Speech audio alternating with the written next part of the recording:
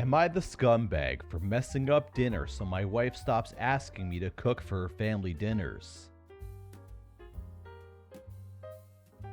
I enjoy cooking a lot. My family has lived close to us, so we'd have a family dinner once a month.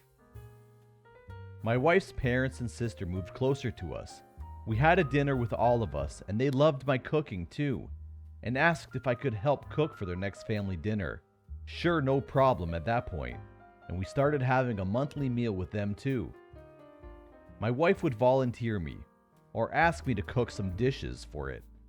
So we'd all be contributing. Again, no problem.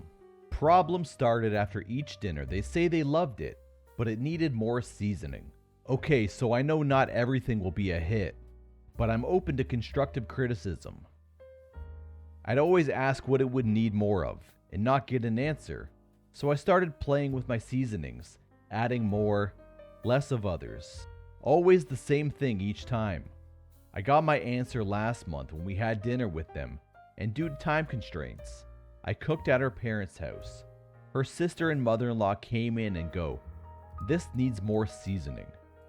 As I'm cooking and put literal spoonfuls of black pepper into everything, I told them they could have just told me more pepper, or add it to their own dish, and mother-in-law goes, "I think it's just where you grew up.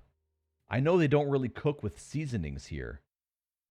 It's freaking black pepper." But our kids and couple friends weren't fond of it now because of how overpowering the pepper was.